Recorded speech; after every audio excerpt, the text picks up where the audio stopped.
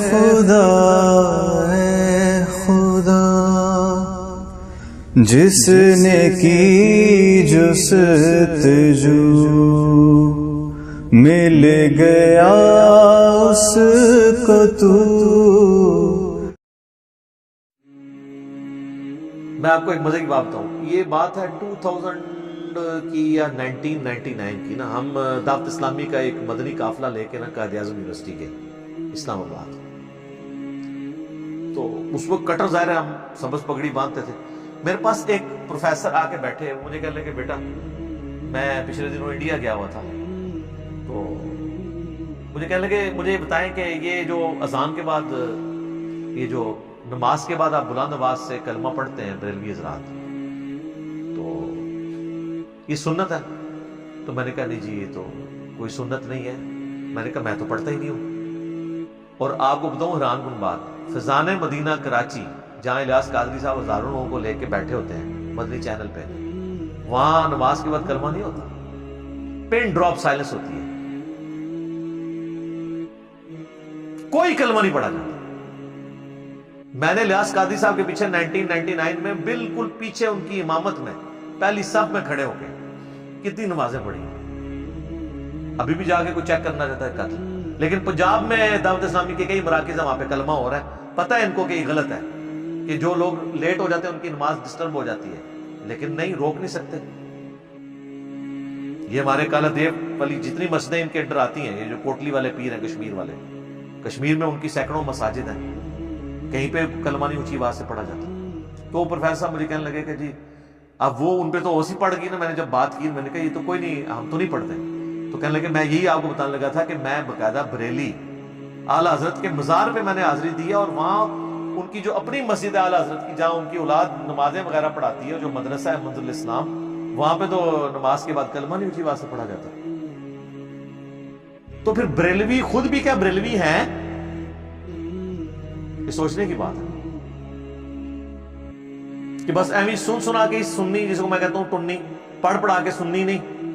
میں کہتا ہوں جی اعلیٰ حضرت کی تعلیمات میں کئی باتیں ایسی ہیں جن پہ یہ عمل کر لینا تو باقی مکاتب فکر کے ساتھ بھی کئی اختلافات ختم ہی ہوتے ہیں۔ احکام شریعت میں اعلیٰ حضرت نے لکھا ہے کہ نبی علیہ السلام کی مبارک جالیوں کے بارے میں کہ ان کو آپ چھو نہیں سکتے، عام قبر کے بارے میں لکھا ہے اس کے سامنے حد رکوع جھک نہیں سکتے، قبر کو چومنا، وہ کہتے ہیں چومنے میں اختلاف ہے لیکن میرے نزدیک بہتر ہے کہ چوما بھی نہ جائے، حد رکوع جھکا بھی نہ جائے، اس کو ہاتھ بھی نہ لگایا جائے۔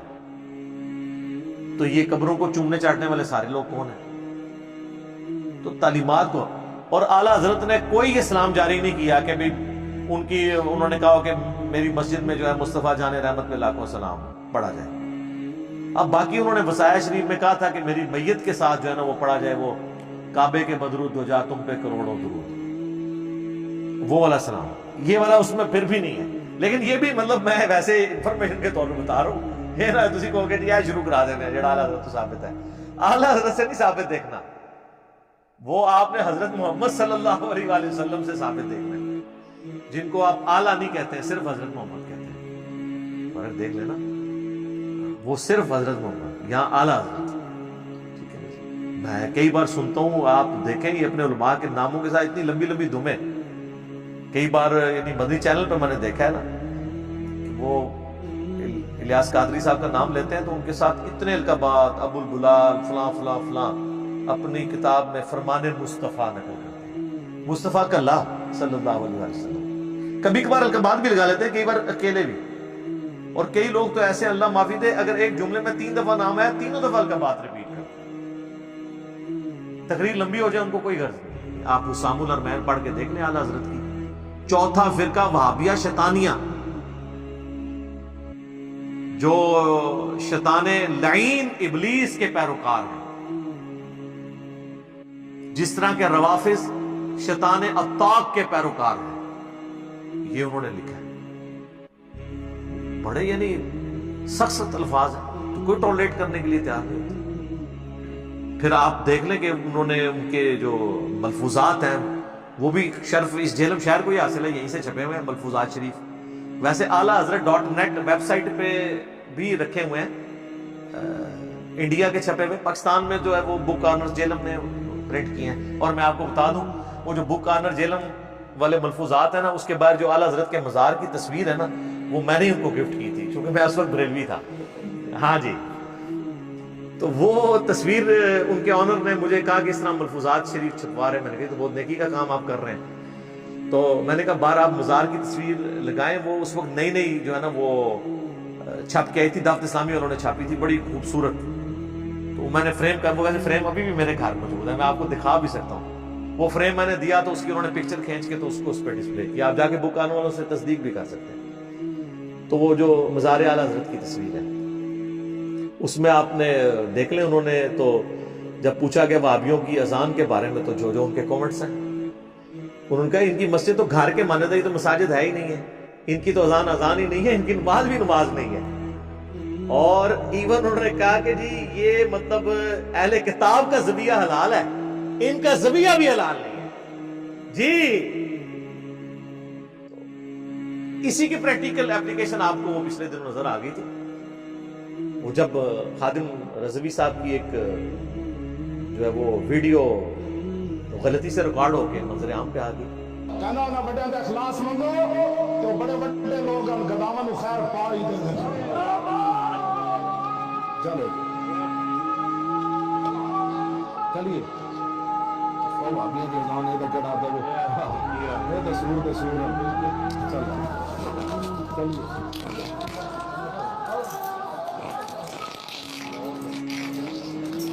لہذا بات ہے کہ وہ ان کے ماننے والے اس کی تعویل کر رہے ہیں، ان کو کریں، اس کی تو تعویل چھوڑ دیں. اعلیٰ حضرت نے تو اس سے سخت باتیں لکھی ہوئی ہیں، اس کی تو تعویل ممکن نہیں ہے نا.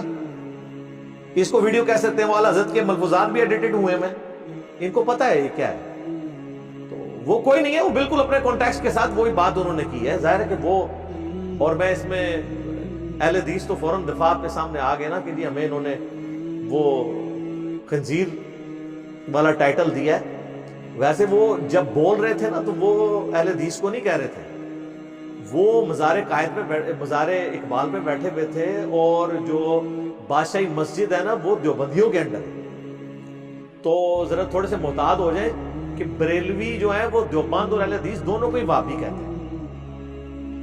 تو اہل حدیث خامخواہ جو ہے وہ سیکھ پاؤ کے کلپ ریکارڈ کرا رہے ہیں. بیسیکلی تو دیوبندیوں کو کلپ ریکارڈ کروانے چاہیے. اچھا دیوبندیوں نے بھی کرائے ہیں کیونکہ ان کو پتا چل گیا تھا کہ ہمیں کہا گیا. اہل حدیث کو نہیں انہوں نے کہا تھا، وہ دونوں کے ہی، اہل حدیث کو تو اس سے بھی وہ آگے کی ورژن سمجھتے ہیں نا. لیکن وہ جو کہہ رہے تھے نا یہ وہابیاں دی اذان ہے، تو وہ اذان ہو رہی تھی بادشاہی مسجد میں، اور بادشاہی مسجد اہل حدیث کے انڈر نہیں ہے، وہ دیوبندیوں کے انڈر ہے. تو وہ وہابی ان کو کہہ رہے تھے. اعلیٰ حضرت بھی دیوبندیوں کو وہابی کہتے ہیں. ایون بہار شریعت میں بھی اہل حدیث کو وہابی کہا گیا، ان کو پیور وہابی اور دیوبندیوں کو گلابی وہابی. وہ آپ بہار شریعت کا مقدمہ پڑھ کے دیکھ لیں، وہ ٹاپک کہیں اور چلا جائے گا. پھر میرے پاس تو بہت کچھ کہنے کو ہے. ظاہر ہے میری تو اپنی پوری زندگی کے سمجھ لیں ابھی 43 ایئرز ایج ہے، تو 31 ایئرز تو میرے بریلویت میں گزرے ہیں. 10 سال میں سبز پگڑی بھی باندھتا رہوں، دعوت اسلامی میں بھی رہوں. تو میں نے یہ حسام الحرمین اپنی داڑھی مجھ نکلنے سے پہلے کی پڑھی ہوئی ہے، مجھے پتا ہے اس میں کیا کچھ لکھا ہے انہوں نے.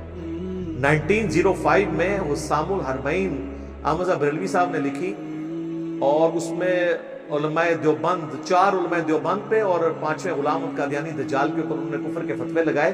اور اسے کنکلوڈ کرتے ہوئے انہوں نے لکھا کہ ان کے کفر کے اوپر اجماع ہے، اور یہ بالاتفاق مرتد ہے، یعنی واجب القتل، اور ان کے کفر میں شک کرنے والا بھی کافر.